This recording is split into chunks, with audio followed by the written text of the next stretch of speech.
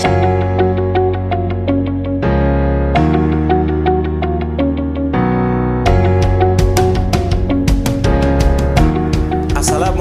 warahmatullahi wabarakatuh. Alhamdulillah hari ini kita bisa melanjutkan voice kita yang ketiga, yang isinya tetap judulnya Kenapa Tidak Semangat. Karena kita diberikan Tuhan untuk harus semangat. Tidak boleh tidak semangat. Karena dengan semangat Anda bisa menjalankan kehidupan dengan baik dan Anda akan menjadi orang yang energik. Karena semangat itu timbul dari energi yang ada di dalam diri kita. Semangat adalah sumbernya daripada niat. Kalau Anda mempunyai niat yang kuat, Anda akan penuh semangat. Nah, energi itulah yang harus Anda peroleh. Energi itu kita dapatkan karena diberikan oleh Tuhan. Alat-alat untuk kita semangat. Alat untuk semangat adalah alat-alat untuk bersyukur. Bersyukur adalah berarti kita akan berbicara syukur. Syukur lawannya kufur. Nah, bersyukur adalah memanfaatkan apa saja yang diberikan Tuhan untuk digunakan sesuai dengan fungsinya. Jadi kalau kita nggak menggunakan fungsinya alat-alat tersebut berarti kita ya kufur. Alias kita tidak syukur nikmat. Makanya hidup penuh tidak semangat, tidak memiliki energi. Nah, apa alat-alat semangat tersebut? Alat-alat semangat itu ada beberapa di dalam diri kita. Pertama adalah kita diberi pendengaran. Kita diberi penglihatan. Kita diberi pikiran. Kita diberi perasaan. Dan kita diberi hati. Alat-alat ini diciptakan hanya untuk bersyukur. Inilah yang menyebabkan kita tidak semangat ketika kita tidak mempergunakan alat-alat tersebut sesuai fungsinya dan kepentingannya. Nah, sehingga hidup kita penuh tidak semangat. Makanya kita sering dengar dari ucapan-ucapan para ustadz, para kiai, para orang pintar, kalau barang siapa yang bersyukur akan bertambah nikmatnya. Jadi ketika Anda tidak semangat, itu ada kita positif tidak bersyukur. Nah, ini yang menyebabkan energi kita jadi lemot. Niat kita jadi melemah karena alat-alat tersebut kita tidak gunakan sesuai fungsinya. Dikasih pendengaran tapi kita nggak mendengarkan hal-hal yang positif. Dikasih penglihatan tapi kita tidak melihat hal-hal yang positif. Dikasih pikiran tapi kita tidak berpikir sesuai kepentingannya. Malah berpikir yang ngawur, yang nggak penting kita pikirkan. Dikasih perasaan tapi kita merasakan hal-hal yang tidak penting. Hal-hal yang tidak penting malah kita rasakan. Nah, sekarang bagaimana kita menggunakan alat tersebut agar berfungsi dengan benar dan optimal, yaitu pendengaran, penglihatan, pikiran, perasaan, dan hati. Biar kita bisa jadi orang bersyukur. Karena kalau tidak bersyukur, kita sudah tahu akibatnya. Salah satunya malas. Bahkan rezeki juga susah kalau kita tidak bersyukur. Intinya kita harus menggunakan alat tersebut sesuai fungsinya. Nah, diberi pendengaran. Anda dengar dong apa yang diajarkan dari Tuhan kita, dari guru, dari orang tua, dari masyarakat. Nah, itu kita dengar. Mendengar itu menyimak. Terus apalagi yang harus kita fungsikan? Lihatlah seluruh sekeliling kita, apa yang terjadi. Sekarang lagi terjadi corona, beritanya jelas yang kita dengar. Nah, semua yang kita dengar dan kita lihat, kita pikirkan sesuai fungsinya untuk dipikirkan. Jangan mikir yang enggak, mikir yang jelas-jelas saja. Nah, kalau Anda sebagai pekerja, ya berpikir kerjaan Anda. Kalau Anda sebagai siswa atau mahasiswa, ya pikirnya ya pelajaran Anda, nggak usah mikir yang lain. Nah, ketika itu Anda gunakan dengan optimal sesuai fungsi alat-alat tersebut, Anda disebut bersyukur. Nah, bersyukur itulah yang akan membentuk nanti sikap. Nah, sikap itulah yang paling utama.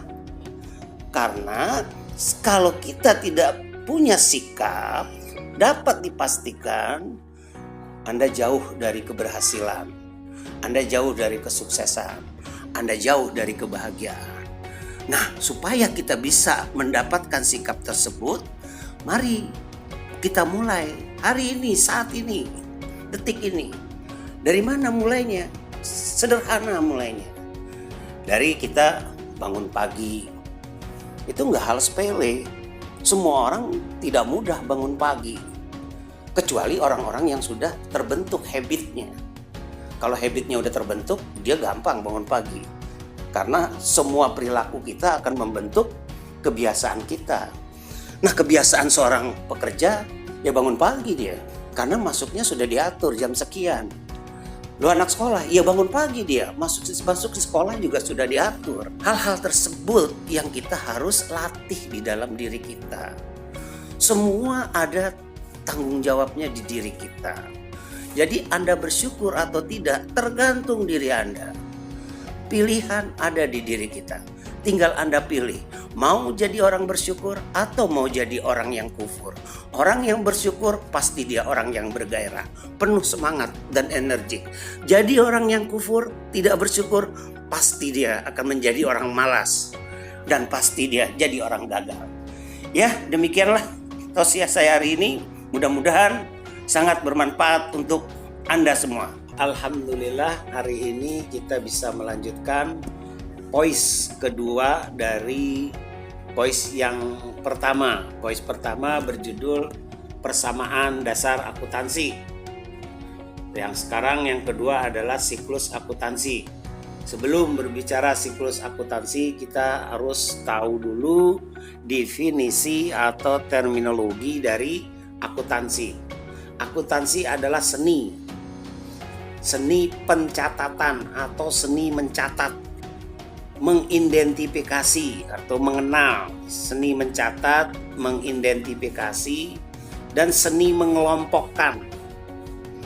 Jadi kalau diurutkan seni mencatat, mengidentifikasi, mengelompokkan, mengikhtisar meringkas setiap akun-akun untuk menyusun laporan keuangan. Yang tujuannya kita nanti bisa melihat kondisi keuangan perusahaan. Nah, demikian definisi daripada akuntansi. Jadi kalau diringkas, akuntansi adalah seni mencatat, mengidentifikasi, mengelompokkan, mengikhtisarkan setiap akun-akun untuk menyusun laporan keuangan. Tujuannya untuk melihat kondisi keuangan perusahaan. Demikian arti daripada akuntansi. Nah, akuntansi itu memiliki siklus. Nah, siklus akuntansi ini kita harus mengerti. Karena nggak boleh dilewati setiap tahapan-tahapan berikut. Siklus akuntansi pertama adalah bukti transaksi. Bukti yang kita catat tadi. Setelah ada transaksi, diapain transaksi tersebut? Transaksi tersebut kita jurnal. Jurnal apa? Kejadiannya apa aja. Jurnal itu mencatat kejadian. Kejadian misalnya membeli barang secara tunai, membeli barang secara kredit.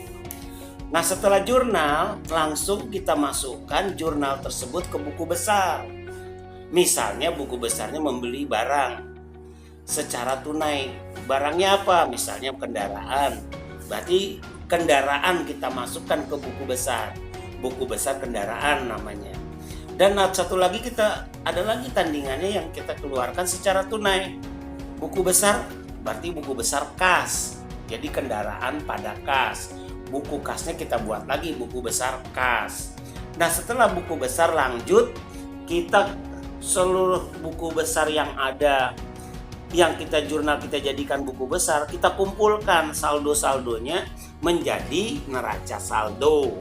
Setelah terjadi neraca saldo, kita cek.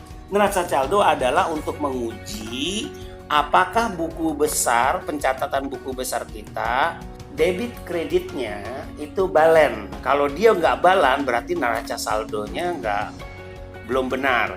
Nah, setelah neraca saldo terjadi, udah jadi balen, baru kita mengadakan jurnal penyesuaian. Semuanya harus ada jurnal penyesuaian. Misalnya hutang yang sudah dibayar tanggal sekian, penyusutan yang sudah susut kita masukkan semua, biaya administrasi yang sudah dipotong bank tapi perusahaan belum potong. Nah, habis jurnal penyesuaian baru akan kita buat lagi apa? Laporan keuangan yang berupa neraca dan rugi laba. Neraca dan rugi laba. Setelah terjadi neraca dan rugi laba, baru kita melakukan jurnal penutupan untuk periode berikutnya. Jadi siklus akuntansi kalau kita urutkan secara urutan, nomor 1 adalah mencatat bukti transaksi. Dari transaksi kita buat jurnal. Dari jurnal kita buat buku besar, dari buku besar kita kumpulkan semua saldonya, kita buat buku yang disebut neraca saldo, dan neraca saldo lanjut kita buat jurnal penyesuaian. Setelah jurnal penyesuaian baru terjadi laporan keuangan, neraca dan rugi laba. Neraca dan rugi laba selesai, baru kita buat jurnal penutupan. Demikianlah siklus akuntansi. Mudah-mudahan ini cukup Anda mengerti. Nanti untuk lebih mendalamnya Anda harus latihan. Ya, terima kasih. Assalamualaikum warahmatullahi wabarakatuh.